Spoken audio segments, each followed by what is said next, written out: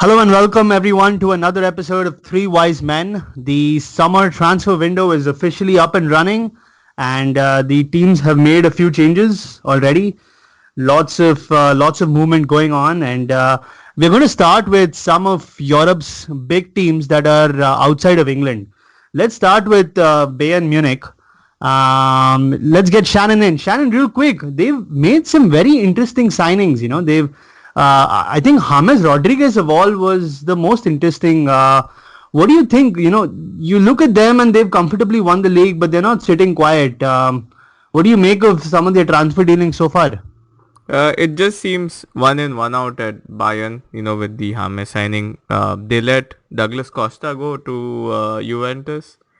They got a decent chunk of change for him as well, and cracker of a deal for James. The 2-year loan and then obligation to buy him for 35 million. That's like a pocket change. And if you think this summer and last summer, when he was quoted like 60, 70, 80 million for the likes of Chelsea and United. If United, Chelsea or English clubs need to buy someone from Europe, it should be Bayern's and Juventus negotiation team probably. So, so I found a very surprising stat recently. Bayern Munich's the maximum for one player they have paid is 37 million. Sid, in today's market, that seems like loose change. Why are the prices for even some of these big clubs outside of England not inflated? What do you make of that? It's before I start, I'd just like to give a special mention to Serge Gnabry. I think he was a brilliant signing. I don't know why Bayern went for Serge Gnabry. He was signed for about 8 million, so maybe there's a surprise that they want to throw at us next season. Yeah, you're right when you say that the prices for the top English teams are inflated. There seems to be two parallel transfer windows running every season, and I think the world now knows that English clubs are minting money from the expensive TV deals with Sky and BT, and it even for players like Naby Keita, Ivan Perisic, where we shouldn't even be talking about fees above 25-30 million. We're actually considering 50, 60, 70 million dollar fees, not even dollars, euros. I mean, so. Yeah, I mean I think they got James for a 2-year loan with 10 million each year or maybe less, and then a 34 million option. Even then, I think it's a bargain considering what the English clubs are paying right now. And to add to that, they also get the benefit of checking of seeing how he does and how well he settles. And usually in the first 2 years, if you do well, then given his age, he's going to be a good long-term signing. So yeah, that seems like great business for Munich. They don't have an obligation to buy, from what I know. So I mean, there's nothing that they're losing out on.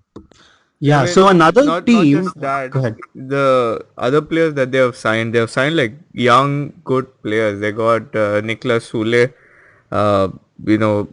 one of the better young centre backs in the German Bundesliga right now. Probably means Benatia will make his transfer to Juventus permanent. Then there's Tolisso, which, I mean, I'm not really a big follower of the French league, but he was touted as like a really strong midfielder, box to box sort of a player. And I just don't know, man. This Bayern Munich's team is like stacked now. Yeah, they got Sebastian Rudy, who is a CDM from the same team as Niklas Sule, I think Hoffenheim. So they made a couple of smart signings. Do you think they are genuine Champions League contenders for next year, Shannon? Well, it just comes to one fine thing. You can never really say genuine title contenders. They already have a really strong team. They go deep into Europe year after year. But I guess, it's Carlo Ancelotti, and if he's allowed to he's probably approved all of these signings. It's not like a director of football signing these players. So it's his team. Now he'll build on it. It could be, the Bayern will definitely be there, but it's too early to say whose Champions League it will be right now. So speaking of another team that have been on a spending spree this summer, AC Milan. The big one of all is Bonucci, who just joined from Juventus. Once again, 35.2 million. You know, these same numbers were quoted for City and Chelsea as Bonucci being available for 60 million. So, Sid, a couple of things I'd like to get you in on. First off, they spent 150 million. They've bought about 6 or 7 quality additions. Your thoughts on them being at least title contenders for the Serie A next year and more. Yeah, they've clearly signaled their intent. I mean, they're literally going out for a brand new starting 11, and they're almost there. I mean, from the looks of it, they want to get back to the good old AC Milan days that we grew up watching.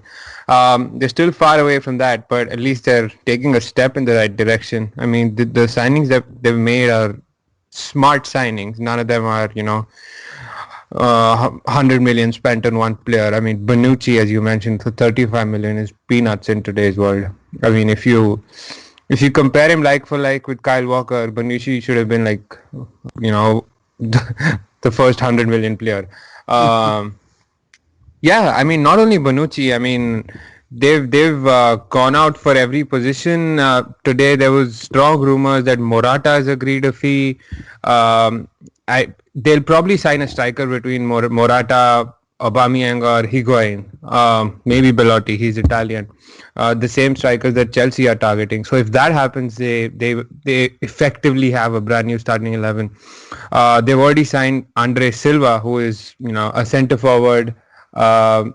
I think they signed the left back from Wolfsburg. What's his name? Ricardo Rodriguez, who is pretty decent as well. They signed Fabio Borini on a loan. I think the biggest signing in the summer was they kept Donnarumma. That's huge. They made him sign a new contract. That was huge. So even if he leaves now, they'll mint money off of him. So all in all, I think they've had an excellent transfer window so far. Yeah, for sure. Just to add, I mean, you forgot the likes of Çalhanoğlu. He's a very, very good player. I mean, from Leverkusen. And Nick, none of the signings, I think the most expensive was Andre Silva and Leonardo Bonucci.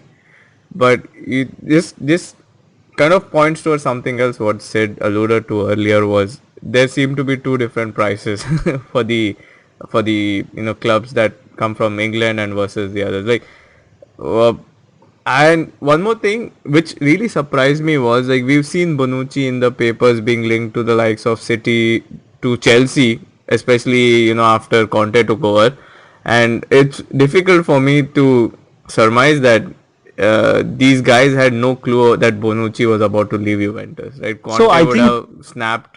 I think it was general knowledge that he had a fight with the manager Allegri, but his preference was to stay in Italy, and that's why he didn't come to England. And to add to that, it is we'll talk about transfers within the country, but Italy is known for having a lot of transfers between Juventus, Milan, and Inter, and big clubs. Which is surprising in some way, but it's good from a player's perspective where they don't have to approve their entire base. Speaking of Italy, I wanted to talk about Juventus real quick and get Sid in. Now, Juventus have lost both Dani Alves and Bonucci, and potentially losing Sandro to Chelsea.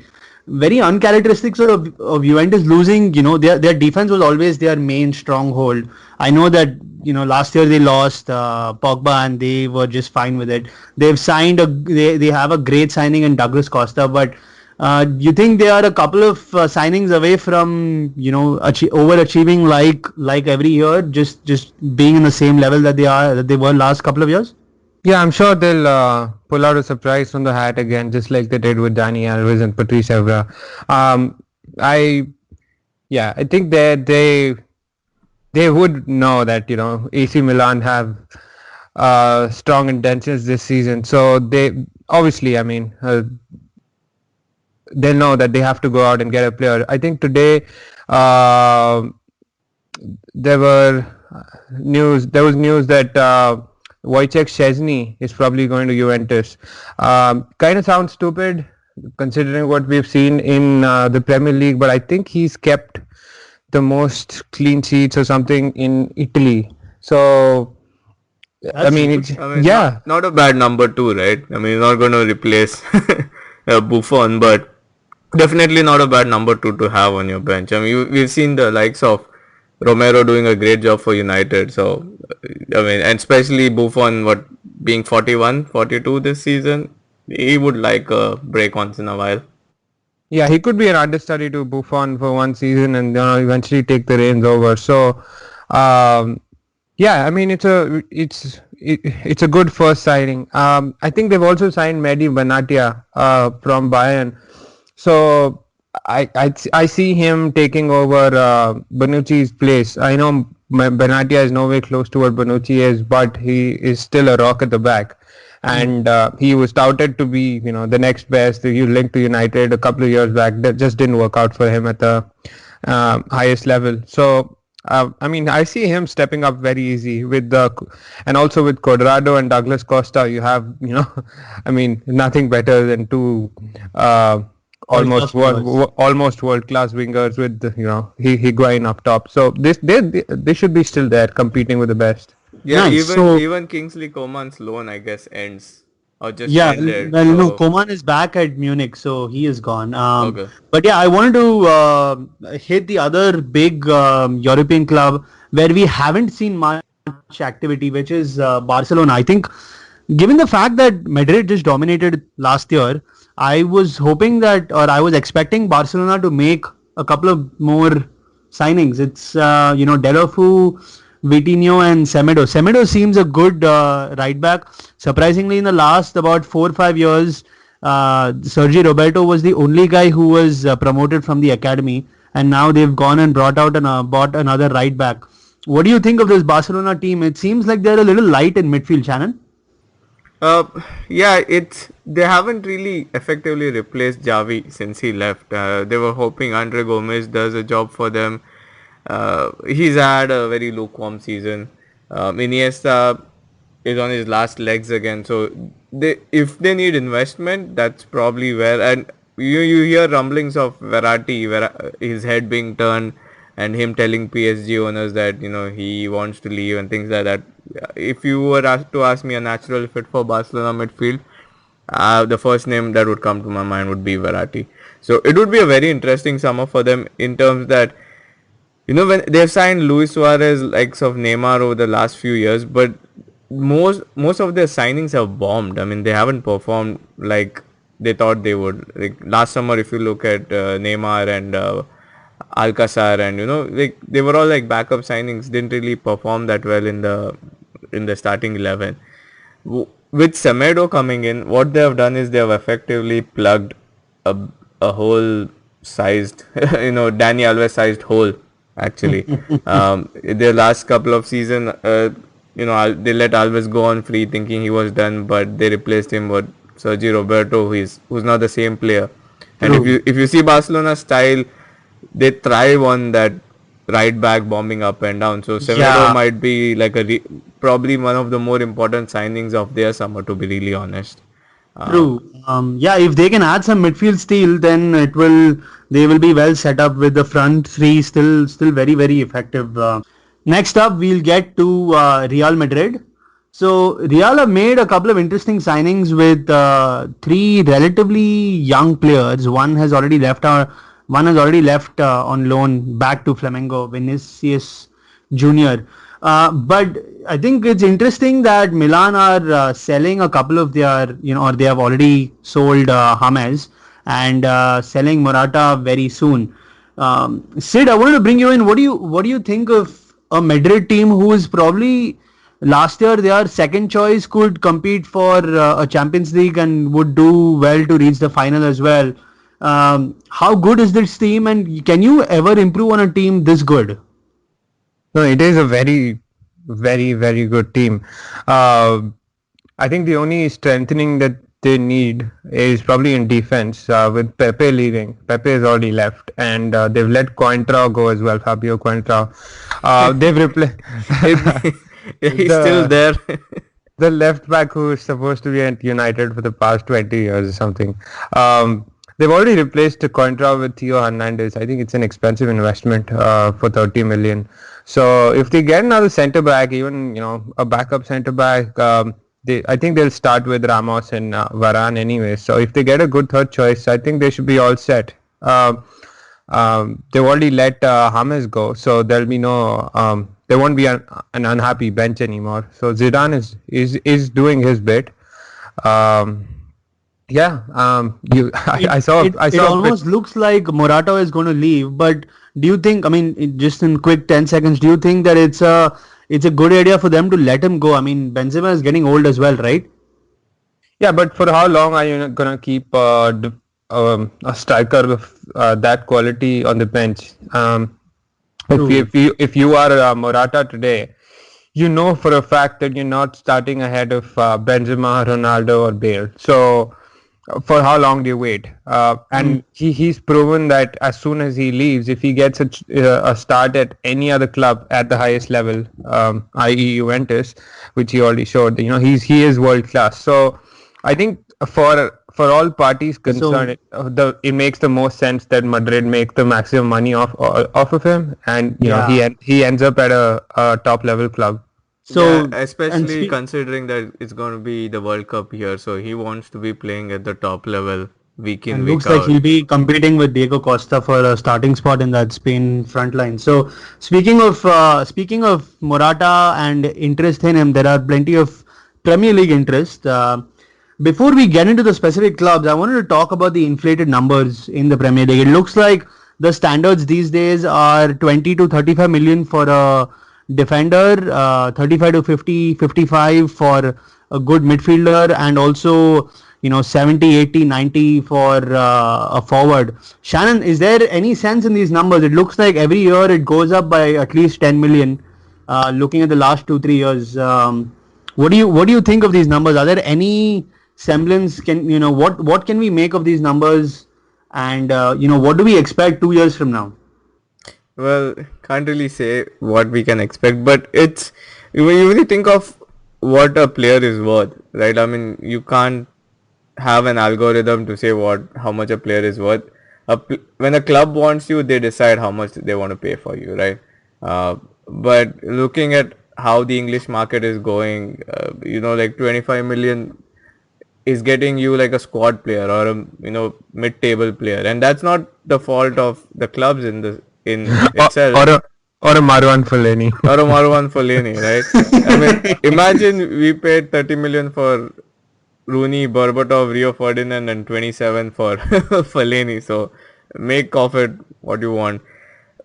But what it's showing is like if now the lower clubs, if they have a decent player, they know that they can get the money out of the bigger clubs. Yeah. Like, for example, you look at Lukaku. He's a very good striker. He's a proven goal scorer, but he went for 75.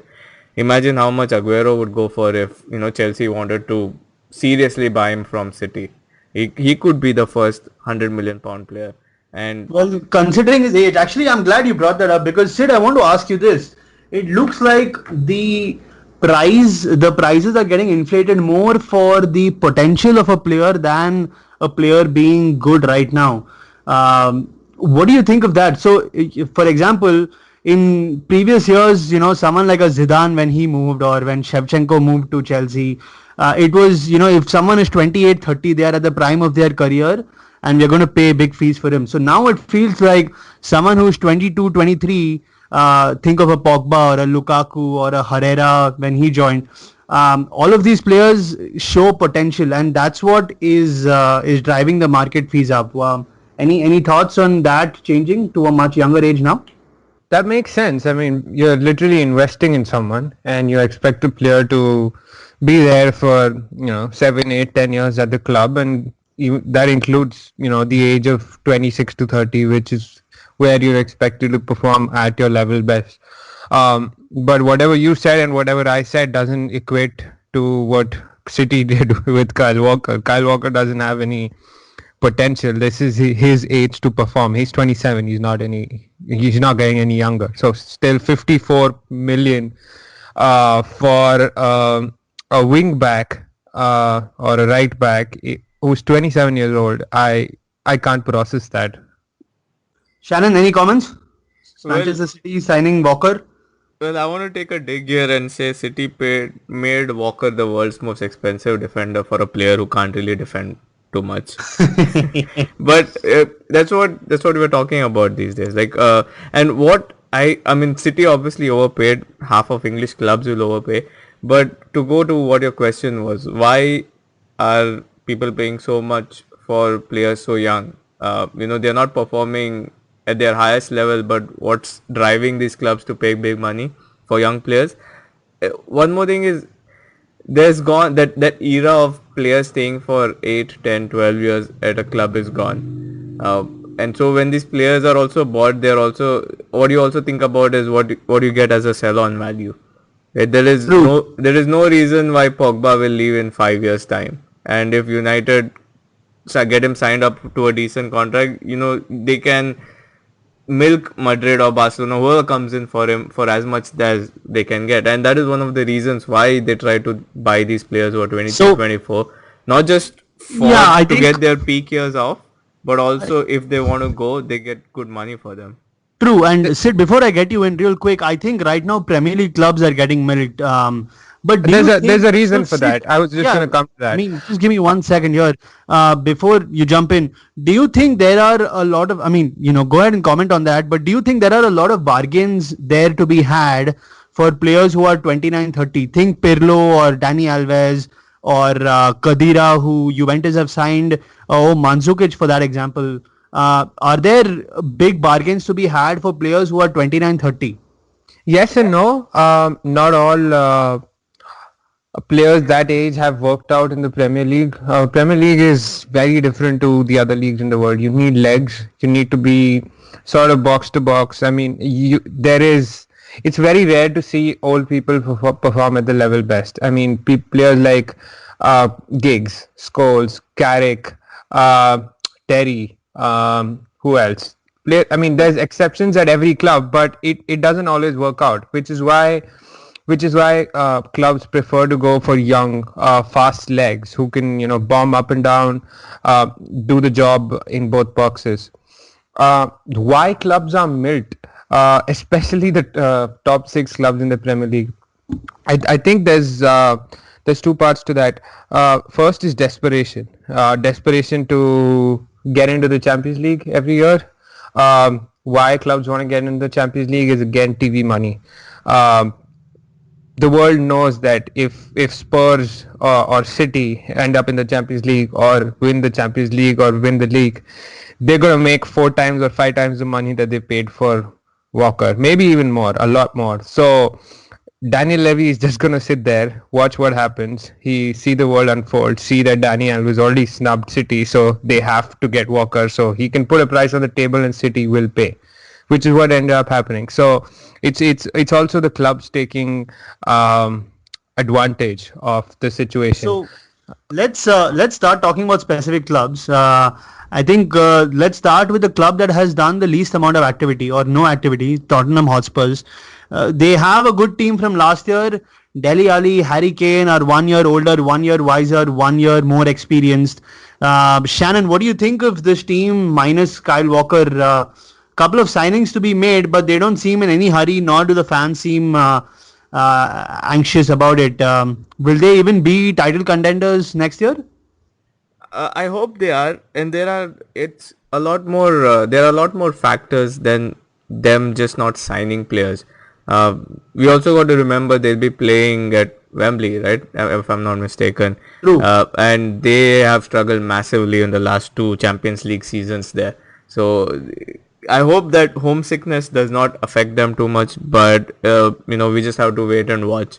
The other thing is they let Walker go. They made a huge chunk of change from him, and they already had Kieran Trippier in the wings. And at the end of last season, it was Trippier actually starting most of the games instead of Walker, and that caused the discontent. Also, what I really want to add is I hope Spurs don't become what Arsenal became when they moved to Emirates. Spurs are building this 500-600 million pound stadium, and it the owners, the board, they'll have the all the excuse to say, oh, we want to pay off the stadium as soon as possible so that we are self-sufficient.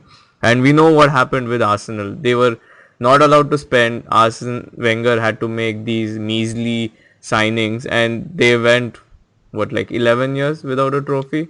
True. So the good part is, at least Spurs have a team that is still young.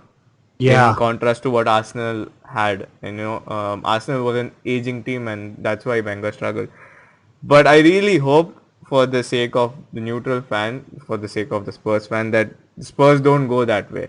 They have taken this huge risk, financial risk, to build a new stadium, and I hope it doesn't come to a point where the funds for the team, to strengthen the team, gets diverted to And to the stadium. And just real quick about Spurs, they've also let 2 or 3 players go, bench players go. Clinton NG was a disaster signing. It didn't work out for them. He's been let go. I think they've already sold Bentaleb. They've sold Federico Fazio to Roma. So they've let uh, bench players go who they thought would be reliable backups for defense or attack.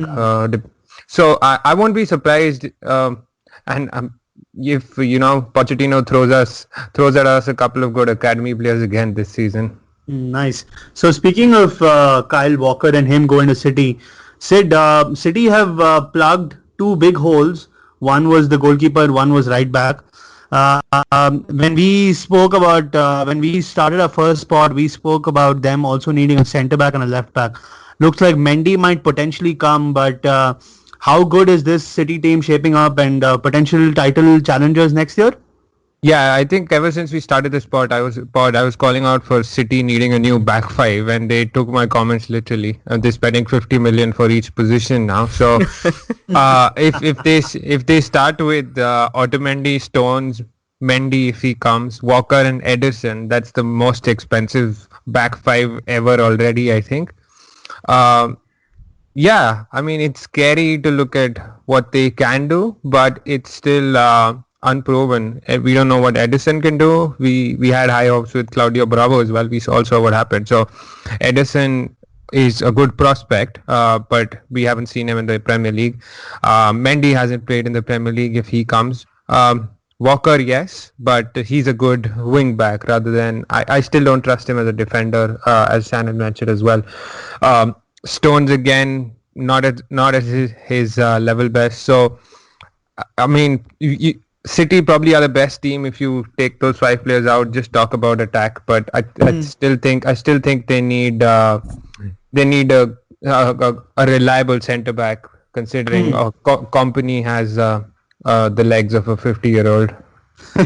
So up next is Arsenal. They have, as usual. So first off, the beginning of the summer, Wenger signed a new 2-year deal, and it looked like there was a different vibe. But once again, we can preview the last 5 years or review what happened the last 5 years. They are once again fighting to keep a good player. They have once again bought one good attacking player.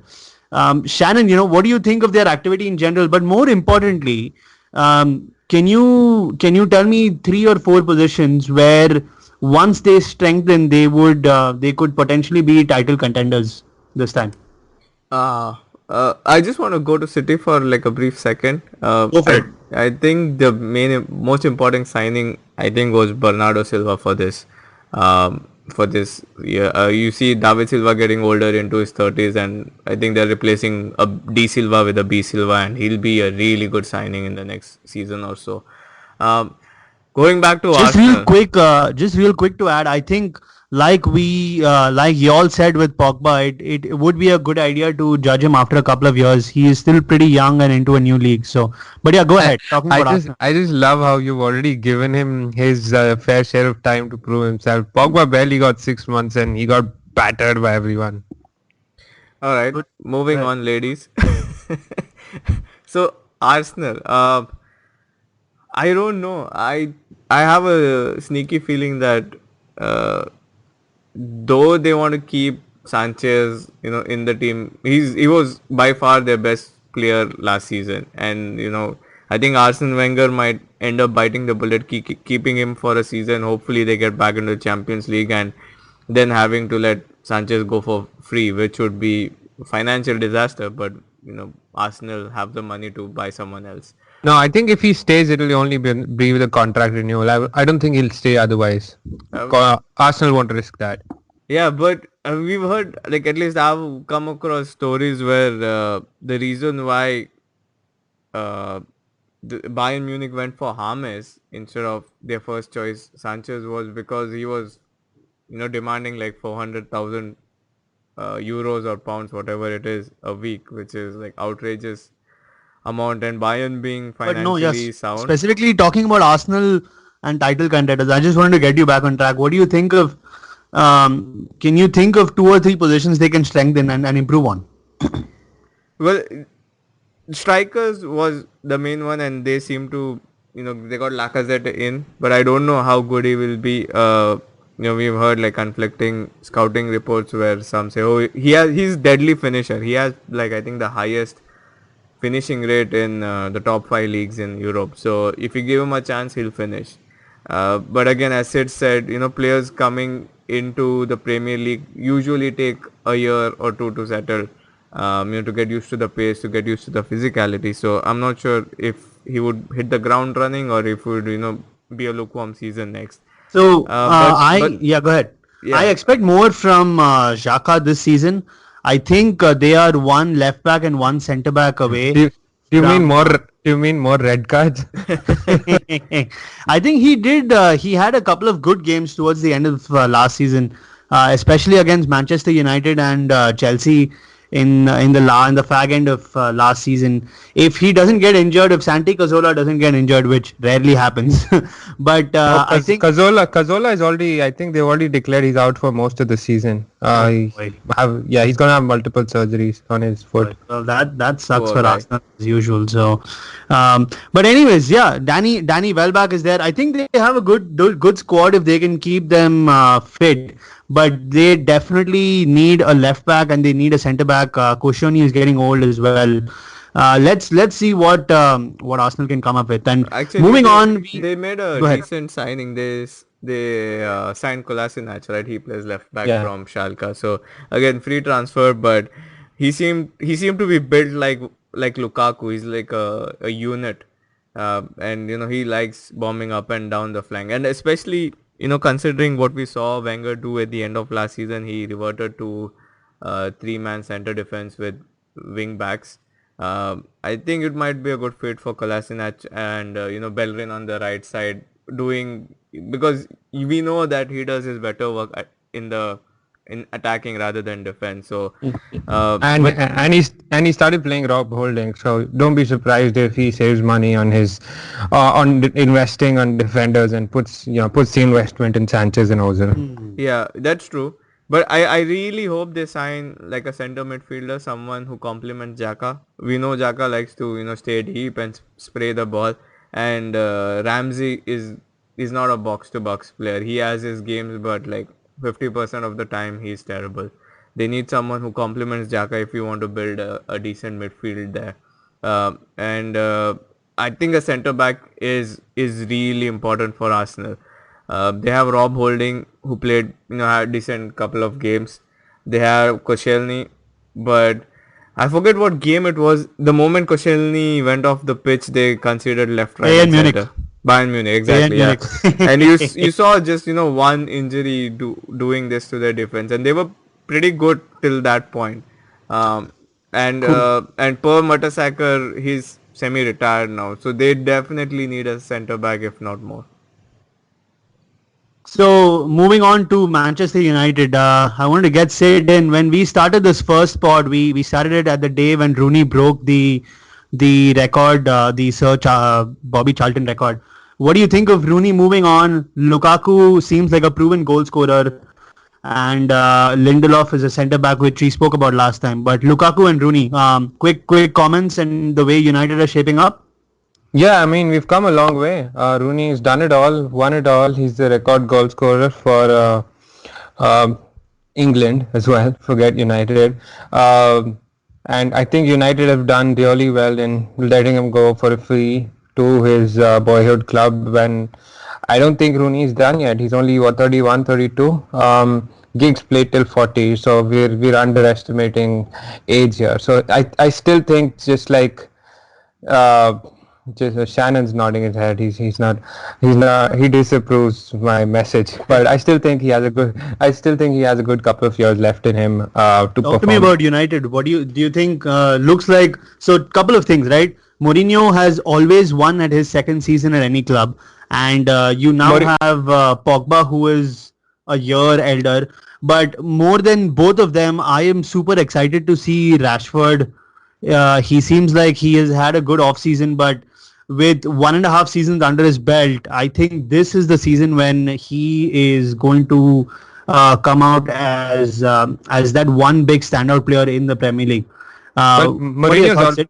Mourinho has already proven everyone wrong. He won in the first season, not his second season. He won 3 trophies in the first season. So the only thing left to win is the Premier League for him, and go on to win the I think Champions League. I'm pretty sure even you would agree that with United finishing sixth last year, there is Agreed, a little agreed. bit of room for improvement. Oh, for sure, I mean, for sure.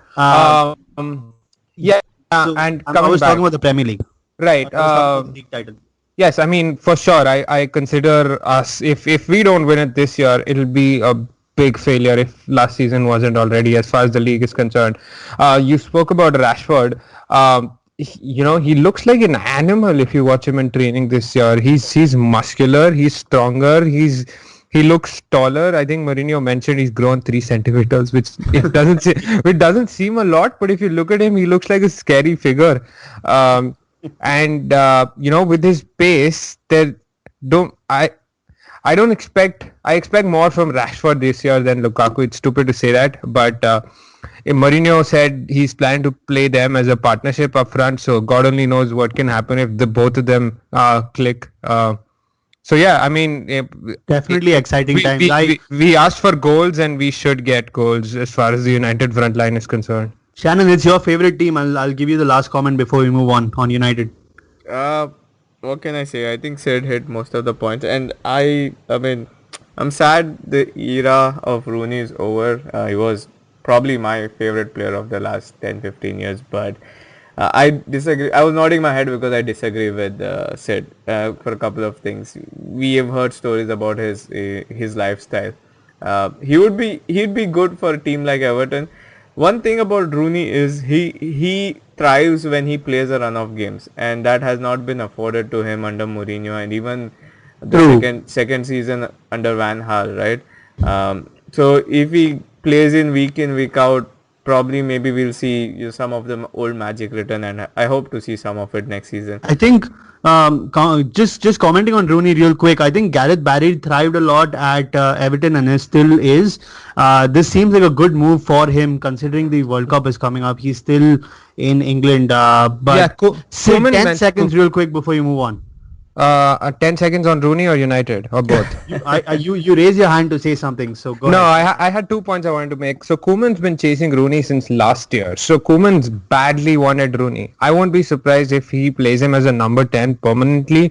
And Barkley is not left for their preseason tour. So don't be surprised if Rooney does get a run of games behind whoever their striker is, permanent striker is. Last note on United, I think after a long time, we should expect a great centre-back partnership with Lindelof and